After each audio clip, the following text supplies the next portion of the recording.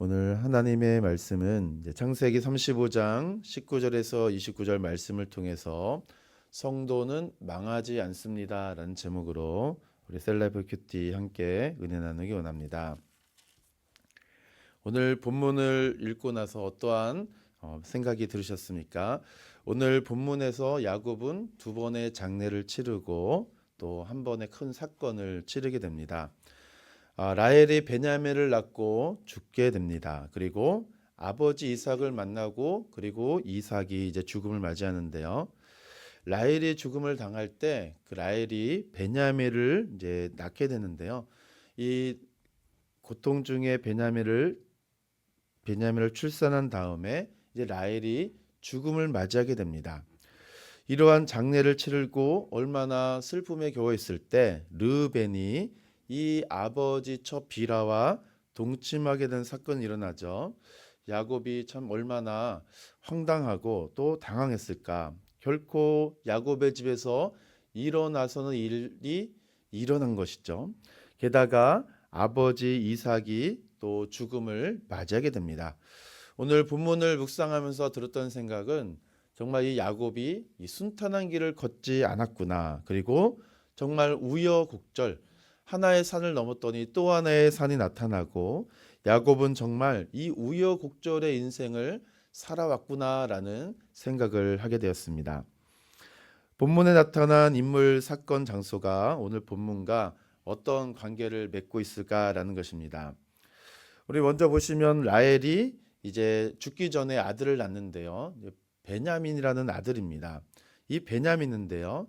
이 라헬이 이 고통 가운데 그의 아들을 낳았기 때문에 라헬이 죽기 직전에 그 아들을 향해서 이름을 불렀을 때 베노니라고 이름을 부릅니다. 이 베노니의 뜻은 슬픔의 아들이라는 뜻을 가지고 있는데요. 하지만 이 죽음과 탄생이 대조를 이루는 이 오늘 라헬의 죽음 앞에 야곱은 그 아들의 이름을 베노니 슬픔의 아들이라 부르지 않고 베냐민 오른손의 아들로 불리웁니다. 이 슬픔 또 죽음 이러한 광경 속에서도 야곱이 처했던 것은 하나님께서 그 오른손의 아들 곧 명예로운 지위를 얻게 된다라는 뜻을 가진 이름을 부르게 하셔서 이 죽음으로서 마치는 것이 아니라 축복으로 야곱은 지금 이 모든 광경을 보고 있다라는 것이고요. 또 하나는 야곱의 지금 이 이동 경로를 우리가 한번 살펴보면은 지금 야곱이 지금 어떠한 길을 걷고 있는가라는 것을 볼 수가 있습니다. 야곱은 베델에서 오늘 말씀같이 에델 망대를 거쳐서 이제 헤브론 이삭 아버지를 만나게 되는데요. 지금 라헬이 죽음을 맞이했을 때 라헬을 어디에 장사하게 됩니까? 에브랏 베들레헴 길에서 매장하게 됩니다. 이 라헬이 매장된 에브랏은 막벨라 굴이 있는 헤브론과 약 20km 정도 떨어져 있는데요. 이 막벨라 굴은 아브라함이 거기에 이제 매장된 곳이죠.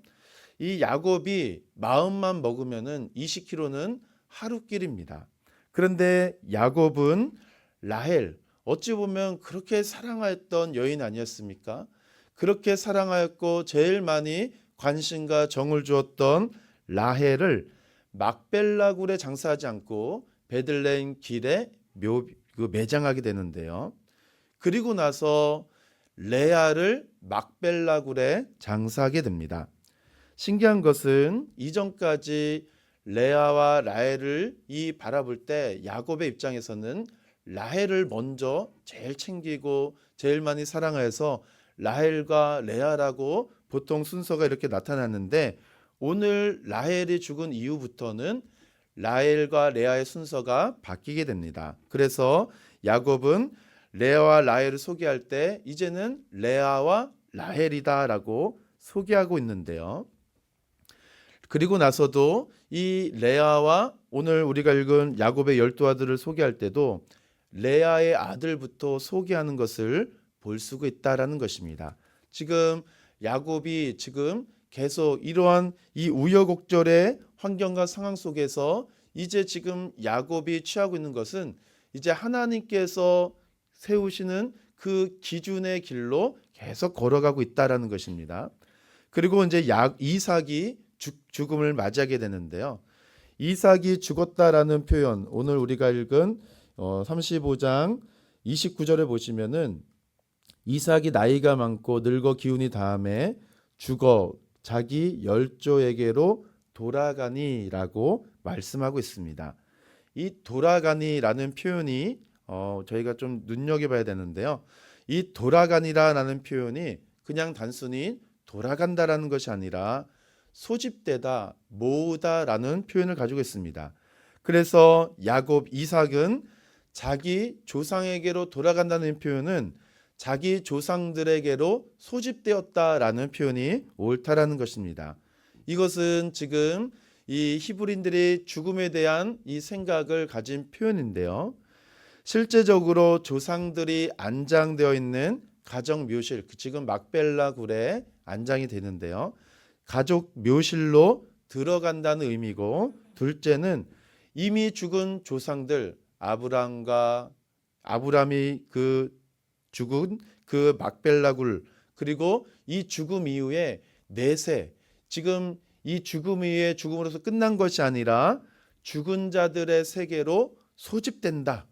곧 하나님 나라 영원한 천국으로 우리 하나님께서 부르신다라는 뜻으로 지금 오늘 이삭이 자기 열조에게로 돌아간다는 것은 하나님 품으로 소집되었다라는 뜻을 가지고 있다라는 것입니다. 이러한 관점에서 오늘 본문에 나타난 하나님은 어떠한 하나님이실까요? 지금 우여곡절의 과정에 있고 정말로 있어서는 안 될 일도 나타나고 또한 장례를 2번 치렀기 때문에 정말 슬픔도 많은 야곱입니다. 그러나 이런 우여곡절 끝에도 하나님은 야곱과 늘 함께 하십니다.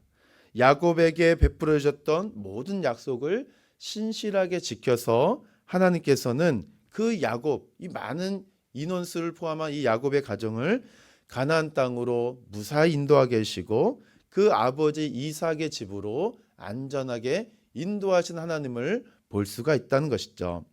그러면 오늘 본문을 통하여 우리는 우리의 삶 속에 오늘 무엇으로 적용하면 좋을까요? 오늘 앞서 말씀드린 것처럼 2번의 장례를 치르고 정말 있어서는 안 될 일이 일어난 우여곡절의 야곱의 가정입니다. 오늘 처음으로 맞이한 것은 라헬의 죽음을 맞이하게 되는데요. 그리고 이삭 아버지도 죽음을 맞이하게 되었고요. 이러한 슬픈 일이 일어나고 고난이 나에게 찾아올 때 이 고난을 맞이하는 우리 신앙인의 자세가 어떠한가라는 것입니다. 왜 나에게 이런 고난이 찾아오고 나에게 이러한 일이 닥쳐야만 하는가 한탄하면서 마지못해 살아가고 있는 우리의 삶 속에 믿음의 삶은 어떠한 삶을 살아가는가라는 것입니다. 사랑하는 성도 여러분, 우리는 어떻습니까? 고난이 찾아오고 때로는 있어서는 안 될 일이 우리 앞에 놓여졌을 때, 슬픔이 찾아올 때 왜 나에게 이러한 일이 일어나는가 라면서 한탄하고만 있을까요? 아니면 오늘 이 시간에도 나를 도우시고 붙드시는 하나님 아버지를 의지하며 살아가십니까? 야곱이 아버지 집으로 돌아가는 중에 라헬이 난산으로 고생하다가 베냐민을 낳고 죽습니다. 그래서 슬픔의 아들이라고 라헬은 불렀지만 이때 라헬을 장사 지낸 후에 이제 야곱의 이름이 바뀌게 됩니다. 20절에 야곱이 라헬의 묘비에 비를 세웠더니 지금까지 라헬의 묘비라 일컫더라. 21절에 이스라엘이 다시 길을 떠나 에델 막내를 지나 장막을 쳤더라 라고 말하고 있는데요. 20절에서는 야곱, 21절에서는 이스라엘로 길을 떠나는 야곱을 보게 됩니다. 우리가 가진 고난과 슬픔, 어려운 문제, 수많은 장애물, 풍랑과 같은 인생을 지나갈 때 이러한 고비 속에서 우리의 믿음의 삶을 어떠한 삶을 살아가야 되는가? 바로 야곱과 같이 하나님만 의지하며 다시 길을 떠나야 된다는 사실입니다. 야곱에서 이스라엘로 이름이 전환되는 것인데요.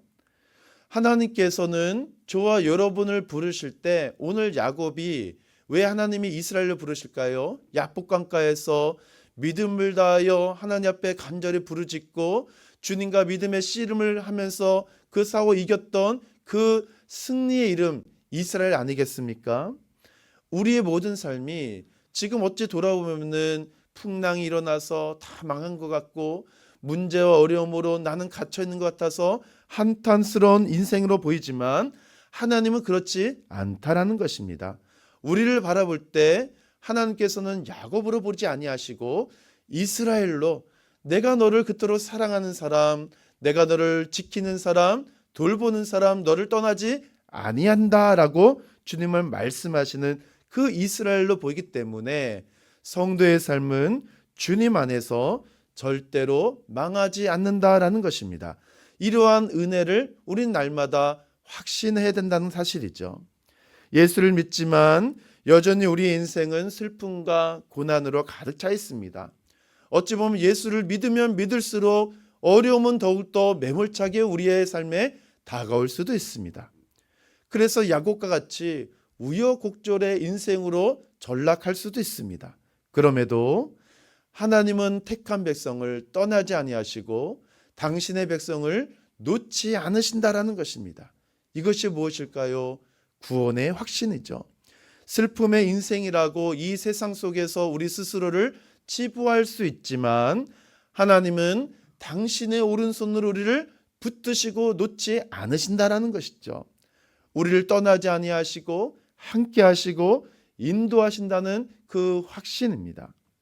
사랑하는 성도 여러분, 하나님은 성도의 삶을 방관하지 않으십니다. 선한 아버지로서 돌보시고 또 진노의 자녀라는 이 죄악된 인생 속에서 우리를 창세전부터 택하시는 하나님의 예정 가운데 우리를 당신의 자녀 삼아주시고 믿음의 삶으로 끝까지 인도하셔서 영원한 하나님 나라로 영원토록 하나님을 즐거워하는 기쁨의 삶으로 살아갈 수 있도록 저와 여러분을 부르셨기 때문에 그렇습니다. 그 증거가 오늘 야곱의 12아들입니다. 하나님은 단순히 야곱의 가정 이 12아들을 많이 출산하게 하셔서 든든한 가정으로 이루신 것도 있지만 영적으로 볼 때 이 야곱의 12아들이 누구일까요? 바로 이스라엘의 12지파입니다. 이 12지파가 상징하는 것은 구약의 하나님의 백성, 구약의 하나님의 교회, 오늘날 주의 몸된 교회를 가리키기 때문에 그렇습니다. 교회를 통하여서 하나님께서 당신의 택한 백성들을 어떻게 돌보시는가? 성도가 절대로 망하지 않는 것은 우리가 자격을 가지고 교회로 부름받은 자가 아무도 없다는 사실입니다. 저와 여러분이 우리 몸된 교회 공동체 하나님의 백성으로 부름을 받았다라는 것, 우리가 자격을 가지고 있기 때문에 이곳에 우리가 인도를 받았을까요? 그렇지 않다는 것이죠. 하나님의 주권적인 은혜로 우리 모두는 부르심을 받아 하나님 나라의 백성의 삶을 살아가게 되고 주의 몸된 교회 공동체의 일원이 되고 이 주의 몸된 교회 공동체의 기쁨과 또한 그 은혜의 삶을 우리 모두가 살아가고 있다는 것입니다.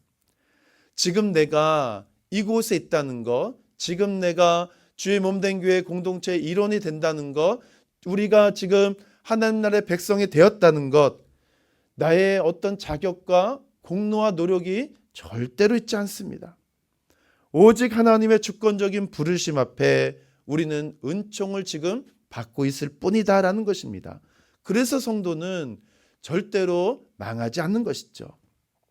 사랑하는 성도 여러분, 오늘 하루가 우리의 삶 속에 고통이 있고 문제가 있고 환난이 있을까요?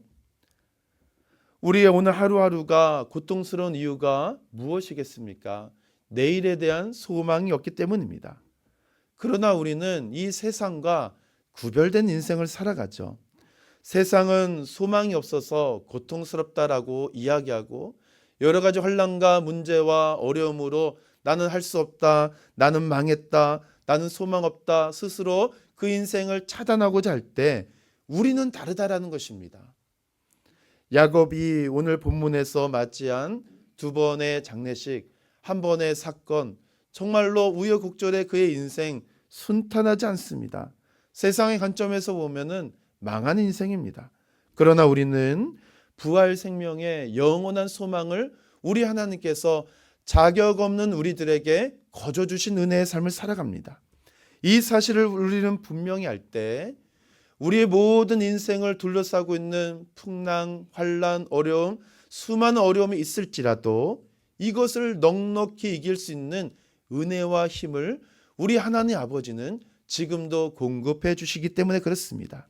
그래서 야곱은 이 베델을 떠나서 에델 망대를 떠나 이제 헤브론으로 도착한 것이죠. 사랑하는 성도 여러분, 오늘 이 하루도 오늘 우리에게 주어진 이 믿음의 삶을 한 걸음 한 걸음 걸어가길 소망합니다. 주위를 둘러보면은 아무것도 없어 보이고 어려움만 보일 뿐이지만, 슬픔 뿐이지만, 어려움 뿐이지만, 그럼에도 불구하고 오늘도 믿음으로 주의 약속의 말씀을 붙잡고 주를 따라가는 인생, 하나님은 그를 여전히 선한 길로 인도하여 주시고 우리의 모든 삶이 흔들리지 아니하도록 영원한 천국 소망으로 저와 여러분을 붙드시고 인도하시기 때문에, 사랑하는 성도 여러분, 오늘 우리의 삶이 겨울 같아 보이지만 사실은 우리 인생은 날마다 봄입니다. 왜요? 하나님이 함께 하시기 때문에 그렇습니다. 이 약속의 말씀을 믿음으로 붙잡고 오늘 이 한날도 하나님께 영광 올려드리는 은혜 한날 되기를 주님의 이름으로 축원함을 드립니다.